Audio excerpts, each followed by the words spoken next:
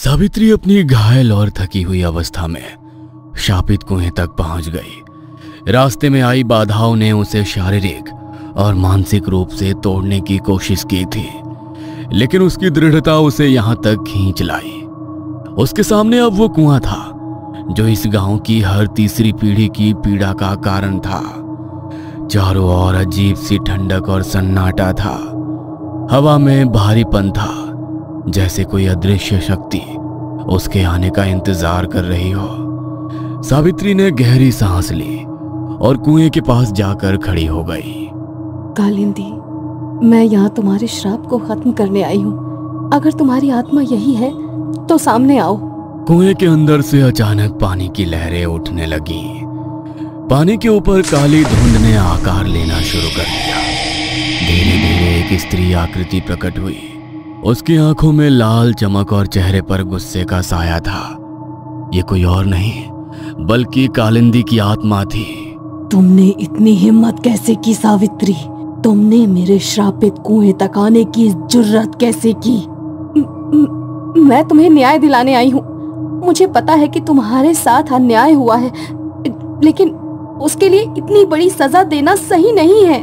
कालिंदी ने अपनी शक्तियों से सावित्री को दूर जमीन में गिरा दिया। न्याय? मुझे किसी के न्याय की जरूरत नहीं, और तुम लोगों से तो बिल्कुल भी नहीं। जिस गांव ने मेरी चीखें अनसुनी की, जो मेरी पीड़ा पर हंसा, अब वही न्याय देगा? तुमने यहाँ आकर बहुत बड़ी गलती की है लड़की। तुम्हें इसकी कीमत चुकानी होगी। कालिंदी की ताकत से सावित्री का शरीर टूट चुका था। उसके शरीर में कालिंदी की ताकत का सामना करने की शक्ति नहीं थी, पर शायद उसकी आत्मा में थी।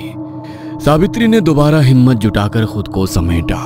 मुझे पता है कि तुम्हारे साथ बहुत बड़ा अन्याय हुआ है, लेकिन इस श्राप से गांव की औरतों को, बच्चों को तकलीफ हो रही है। तुम उन्हें सजा क्यों दे रही हो? क्या उनकी तकलीफ तुम्हारी भटकती आत्मा को शांति देगी? उन मासूम बच्चों ने तुम्हारा क्या बिगाड़ा है? उन्होंने तो अब तक अपनी आंखें भी नहीं खोली, इस दुनिया में कदम भी नहीं रखा। उनसे किस बात का बदला? सावित्री के सवालों का कालिंदी के पास कोई जवाब नहीं था। वो चुपचाप खड़ी थी और उसकी आंखों में नरमी झलकने लगी। सावित्री को लगा कि इसी मौके का फायदा उठाना चाहिए और कालिंदी को श्राप वापस लेने के लिए कहना चाहिए। मैंने उन गर्भवती महिलाओं के चेहरे की उदासी देखी थी, उनकी उम्मीदों को टूटते देखा है। तुम तो एक वैद्य थी ना? तुमने तो न जाने कितनी औरतों को माँ बनते देखा होगा। तुम्हें कभी इन गांव की औरतों का दुख क्यों नहीं दिखता? जिस बच्चे की दुनिया में आने की खुशी अपनी आंखों में सजाए जीती है, एक रात पता चलता है कि वो बच्चा अब इस दुनिया में कभी नहीं आ सकता। क्या तुम्हारा दिल नहीं पसीजता? मेरा दिल, मेरा बच्चा, मेरे आंसू, उनका क्या किया था मैंने, जो इन गांव वालों ने मेरी हर खुशी मुझसे छीन ली। पहले मेरा प्यार, फिर मेरी इज्जत और उसके बाद मेरा बच्चा। क्या तुम्हारा बच्चा? मगर तुमने तो कभी शादी ही नहीं की। हाँ, मेरा बच्चा। किसी को भी मेरी सच्चाई पता नहीं है। किसी ने मेरी पीड़ा को समझने की कोशिश नहीं की। तुम भी मेरी बात सुनने लायक नहीं हो। उस वक्त किसी ने मेरी फिक्र नहीं की। आज मुझे किसी की परवाह नहीं। तुम्हें मरना होगा। कालिंदी अपने हाथों के बीच एक बड़ा सा गोला बनाती है और उसे सावित्री की तरफ फेंकती है। वो ऊर्जा से भरा गोला सीधे सावित्री की छाती से टकराता है और वो हवा में उड़कर एक पेड़ के पास जा गिरती है। कालिंदी हवा में उड़कर सावित्री के पास पहुंचती है और अपनी काली शक्तियों की मदद से उसकी जान खींचने की कोशिश करने लगती है। कालिंदी, एक बार मेरी बात सुनो। मैं तुम्हारा बुरा नहीं चाहती। मैं तुम्हारी कहानी सुनना चाहती हूँ।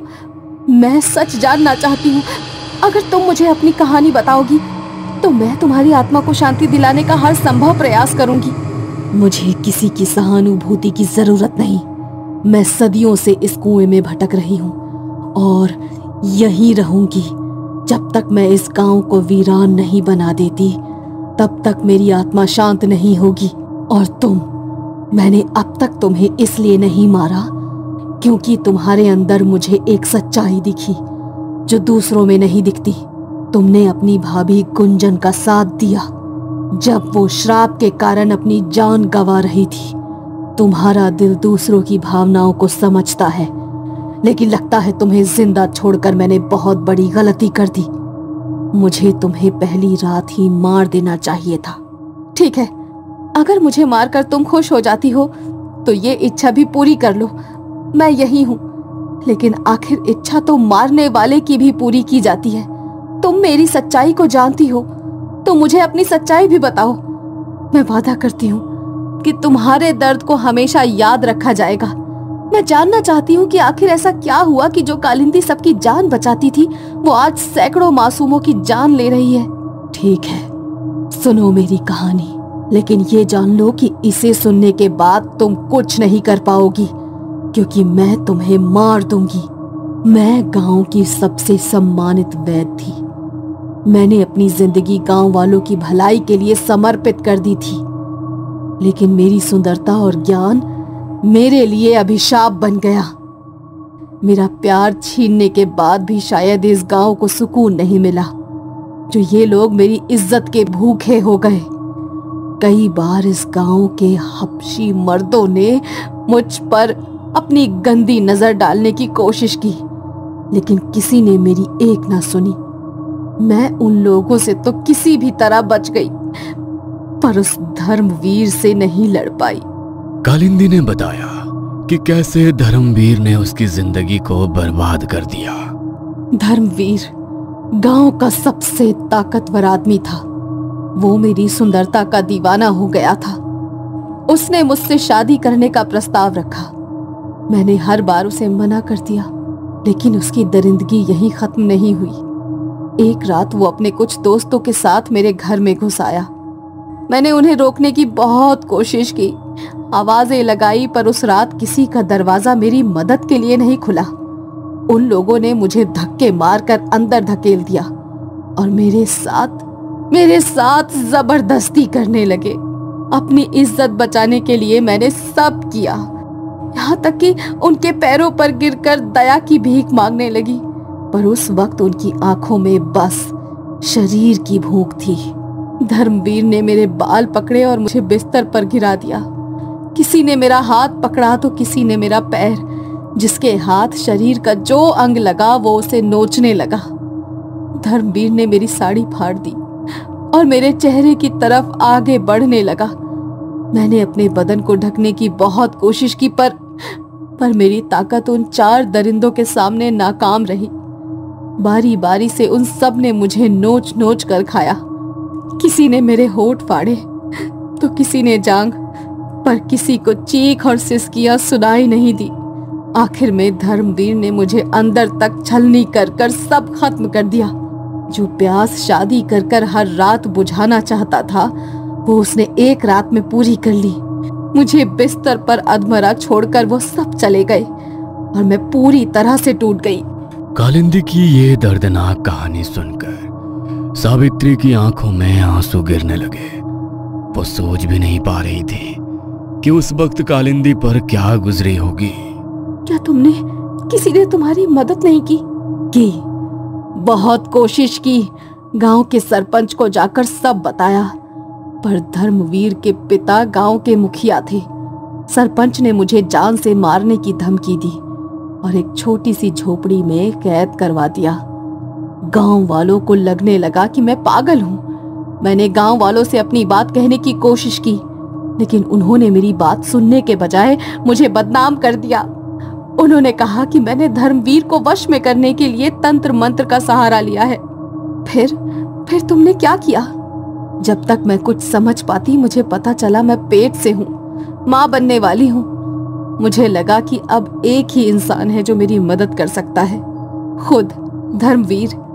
मैं धर्मवीर के पास गई और उसे बताया कि मैं उसके बच्चे की माँ बनने वाली हूँ, लेकिन उसने ये मानने से मना कर दिया और कहा कि उस रात मैंने 4 लोगों के बिस्तर गर्म किए थे। ये गंदगी उसकी नहीं हो सकती। मैं पूरी तरह से बिखर गई थी। मैंने फैसला किया कि अब चाहे जो हो जाए मैं ये सच सबके सामने लाकर रहूंगी। उसी वक्त धर्मवीर ने मेरी झोपड़ी के बाहर कुछ बच्चों की लाश गाड़ दी और गांव वालों ने मुझे जिंदा जलाने का फैसला किया। गांव वालों ने कहा कि मैं शापित हूँ। मैंने उनसे अपनी जान और अपने बच्चे की जिंदगी की भीख मांगी, लेकिन उन्होंने मेरी बात नहीं सुनी। किसी ने मुझ पर दया नहीं दिखाई, किसी ने नहीं। मैंने अपनी आखिरी ताकत जुटाई और अपने बच्चे को बचाने के लिए इस कुएं में कूद गई। मेरा श्राप यहीं से शुरू हुआ और अब ये कुआं मेरी पीड़ा का घर है। कालिंदी ने सावित्री का हाथ पकड़ा और उसका सिर कुएं में डाल दिया। सावित्री ने देखा कि कुएं के अंदर एक अलग ही दुनिया थी। वहां अंधेरा था और चारों ओर भूतिया ऊर्जा घूम रही थी। ये जगह क्या है? ये है मेरा असली चेहरा। जैसे मेरी जिंदगी में अंधेरा हुआ है, मैं सबकी जिंदगी में अंधेरा कर दूंगी। मैं किसी को जिंदा नहीं छोड़ूंगी। कालिंदी, मुझे बहुत दुख है कि तुम्हें इतना कुछ सहना पड़ा और किसी ने तुम्हारी मदद नहीं की, लेकिन मैं यकीन दिलाती हूँ कि मैं तुम्हें इस अंधेरे से बाहर निकालूंगी और न्याय दिलवाऊंगी। एक बार मेरा साथ दो।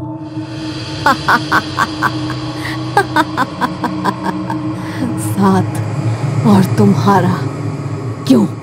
जिस लड़की ने इस कुएं के असली अंधेरे को देखा ही नहीं है, वो मुझे इससे बाहर निकालने की बात कर रही है। तुम जानती नहीं, ये कुआं काला है, काला। जो भी इसमें एक बार अंदर जाता है फिर कभी वापस नहीं आ पाता। तो मैं तुम्हारे साथ इस कुएं में चलती हूँ और मैं ही तुम्हें इस कुएं से बाहर भी लाऊंगी। चलो, ले चलो मुझे अंधेरी दुनिया में। सावित्री की ये बात सुनकर कालिंदी के होश उड़ गए।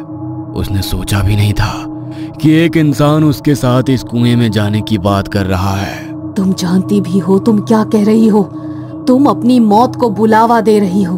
मैं सब जानती हूँ। मैंने पढ़ा है कि अंधेरे को अंधेरा नहीं, रोशनी ही मिटा सकती है। वैसे ही दर्द को दर्द नहीं, बल्कि खुशी ही मिटा सकती है। ये कुआं अंधेरे की वो दुनिया है जिसने तुम्हें और तुम्हारे बच्चे को निगल लिया, लेकिन मैं इसे रोशनी से भर दूंगी, क्योंकि मुझे अपने भगवान पर पूरा भरोसा है। और तुम्हारा दर्द शांत हो जाएगा जब ये पूरा गांव मिलकर तुम्हारी आत्मा की शांति के लिए भगवान से प्रार्थना करेगा और तुम्हें मोक्ष की प्राप्ति होगी।